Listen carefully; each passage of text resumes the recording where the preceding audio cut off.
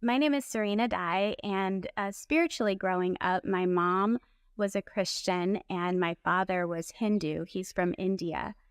So I was in a split home. My dad did allow my mom to raise me as a Christian, and I was sent to Christian school.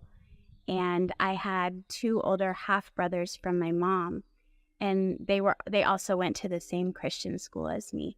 I was the tender age of 15 years old when I found out that I was pregnant, and I was sneaking around with my high school sweetheart. I wasn't supposed to be dating, but I was so just lovesick and hungry for attention that I would do whatever it took to see him and I didn't really care about anything else.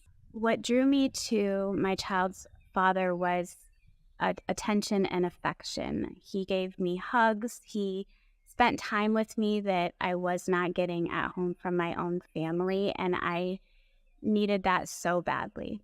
Well, when my boyfriend found out that I was pregnant, he was actually very supportive of the pregnancy, and he wanted me to have the baby. I had a feeling that when my parents found out about my pregnancy that they were going to be really upset. So I was actually planning on hiding the pregnancy from them as long as possible.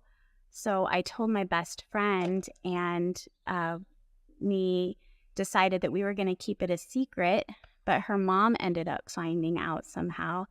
And her mom felt that it was her responsibility to go to my parents and share with them that I was pregnant. After my parents found out that I was pregnant, my life took a turn for the worst.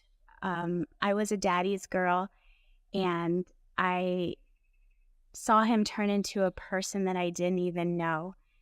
He became very forceful and angry, and the abuse and the threats to have an abortion were so strong, it shocked me. I didn't even know how to respond or react to the threats. I wasn't as close with my mom as a teenager, but she was pretty supportive when she found out that I was pregnant at first. She said that we would raise the baby together because my dad was threatening to divorce her if I followed through with the pregnancy. So after a week of immense pressure and threats, and I just couldn't fight anymore, I gave in and decided to go along with my father's request, because at that point he was actually threatening to take his own life if I didn't follow through with the abortion. So I was taken to the nearest Planned Parenthood in Iowa City, and when my parents and I walked into the Planned Parenthood, I'll always remember the black and white checkered floor and the way that the seats were arranged in the waiting room. It was like walking through a maze of seats. It was almost like they were herding in cattle. It wasn't a very welcoming waiting room. It was very dark, very dingy. There were several other women there, and I sat down, and my parents checked me in, and I looked around, and I began to cry because I realized that all the women that were there to do the same thing that I was. And at first, my cry was very soft, but then it progressively became a louder and a louder cry to the point where I was upsetting the women in the waiting room. And so my mom went up to the secretary, and I had to be taken back early. Once I got back to the first room with the abortion worker, she performed an ultrasound, and she didn't tell me what she was doing, but I just instinctively knew that she was doing an ultrasound. And I wasn't supposed to see the monitor, but when she was looking at it, I scooched up on the bed and was able to see what she was looking at. And it was on that monitor that I saw my baby, and I saw a fluttering heartbeat. And I looked at her and I said, "I can't do this. I can't have an abortion." And she said, "Wait, you don't want to have an abortion?" And I said, "No, my parents want this, not me." And then she tried to reason with me. She's like, "Well, you're very early." But I was 8 weeks along, and to me, that was not early. And so I was taken back out to the waiting room, and my parents were forced to take me back home. The ride home was horrific. We had to cross a bridge, and I was almost certain that my dad was going to run the car off the bridge. And I was just thankful that we made it home safely. And the following week was worse than the first week of the threats, the pressure, and the emotional and physical and verbal abuse. So I was taken back up to Iowa City, but this time I was taken to a different abortion clinic. When we pulled up to the clinic, it looked more like a house than a medical facility, an old house. And I was taken into the facility, and the waiting room was even dingier than the first waiting room at Planned Parenthood. I wasn't given an ultrasound this time. Instead, I was taken back to a counselor who told me that at my stage in pregnancy, that my baby was more like an alien than a baby. And that was supposed to console me that what I was doing was okay. And then shortly after that, I was taken back to the room where they performed the abortions, and I was strapped to a bed, and two workers each held one of my hands. The abortion doctor, he came into the room. He didn't look at me and he didn't speak to me. He simply performed the abortion and he left the room. I was shocked about that because up to that point, I still had a pediatrician. I was still a child myself, and I was always treated with the greatest of care by all of my doctors. And so this was something new to me, and it made me feel very, very ashamed of myself. After the abortion was done, I was devastated because I had heard when my baby was stuffed out of my body into that vacuum machine. And I was taken back to a room to recover with several other women, where I was given a couple crackers and some juice. And then I was escorted out the back door and taken home. The ride home was more peaceful than before, but no, my parents never did try to console me or comfort me after my abortion. I think everybody tried to just put it behind them and move forward with their lives. So I was left to deal with the pain and the shame and the hurt of my abortion all by myself. And those first few days after my abortion were very traumatic because I was bleeding blood clots that were larger than eggs, and I was feeling very weak and very emotional, and I would just sit on the floor of my room as I cramped and bled, and I would rock and I would just cry. And even though I didn't have a relationship with Jesus at this time, I believe that God did lead me into healing because I picked up a sketch pad one of those first few days after my abortion, and I sketched what I saw on the ultrasound monitor.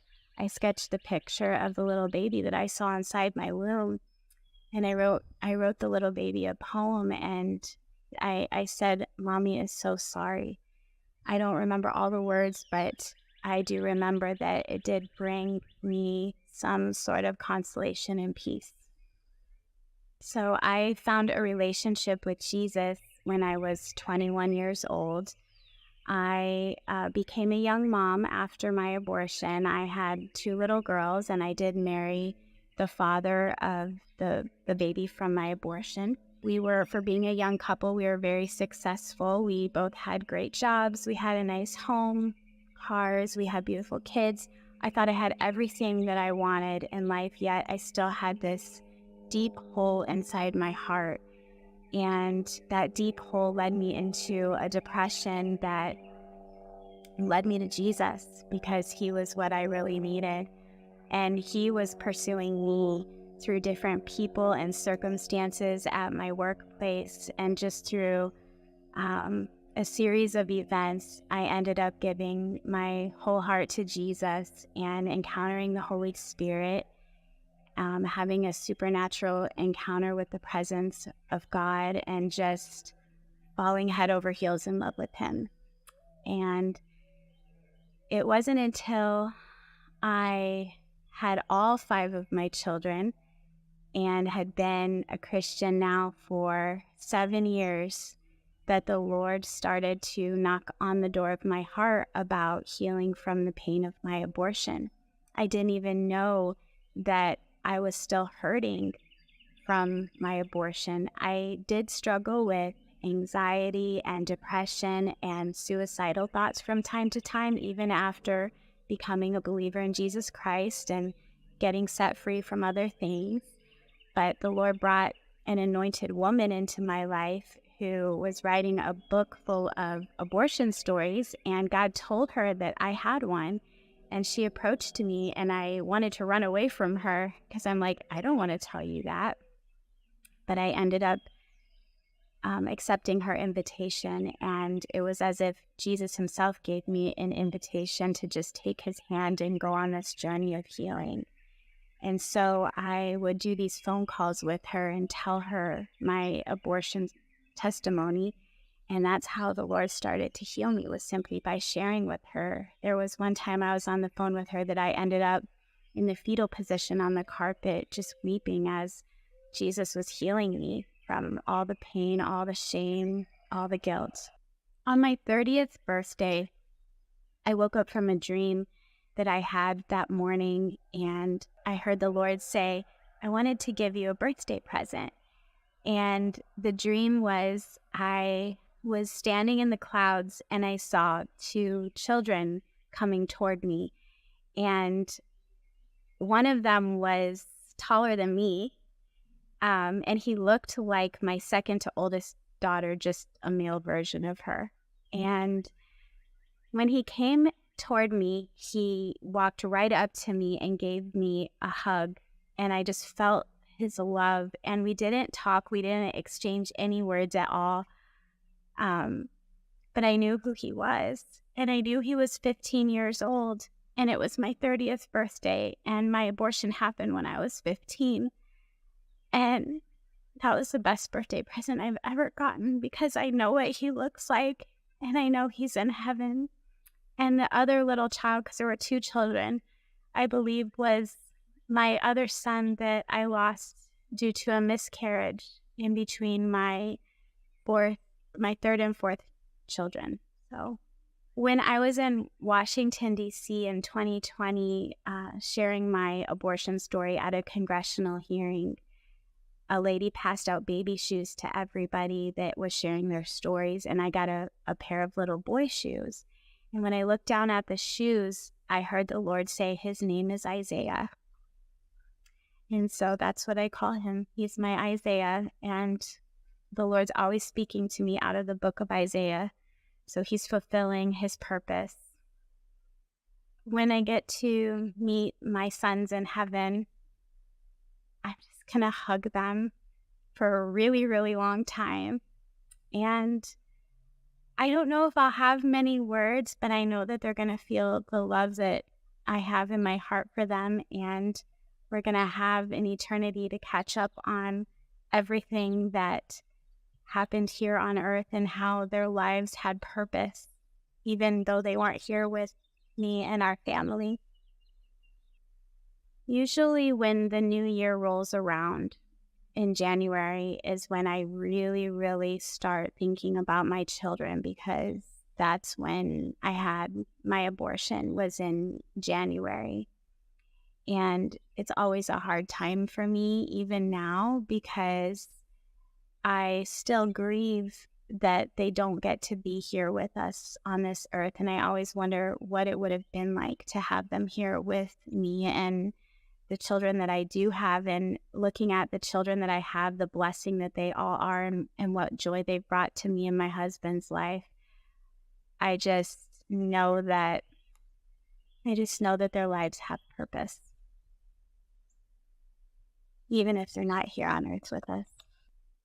If I could go back and talk to my 15-year-old self in the situation that I was in, having parents who were deceived by the enemy and having to be under their authority and not having any say in what was happening, I would forgive myself. I would release and forgive myself from thinking that I had any sort of control over the situation, because at that point I didn't. And I would release grace to myself, and I would forgive my parents.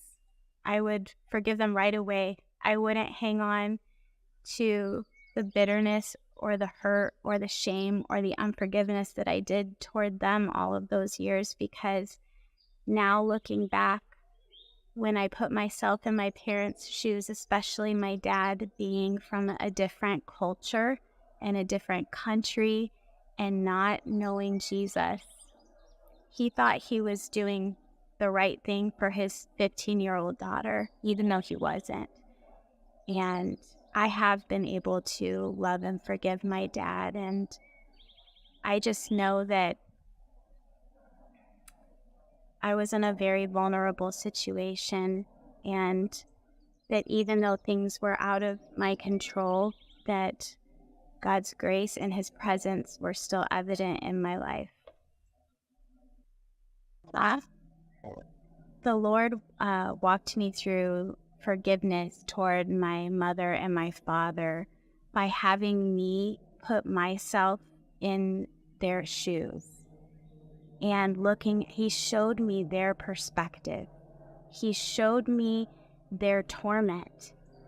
He took me back and showed me the demonic forces that were working against me through my dad.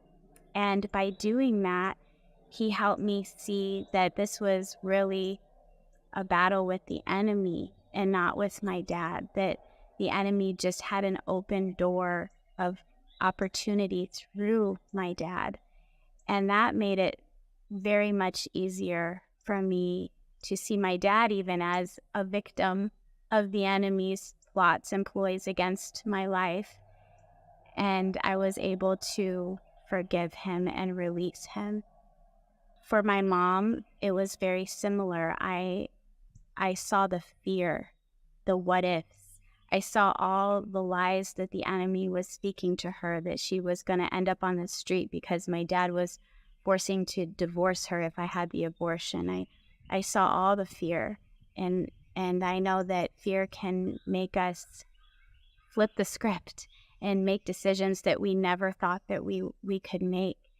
And so not only was I able to put myself in my mom's shoes and ask for her forgiveness, but down the road, I was able to ask my mom to forgive me for putting her through anything that caused her hurt or pain or shame. And that also broke something off of me and her at the same time when that happened.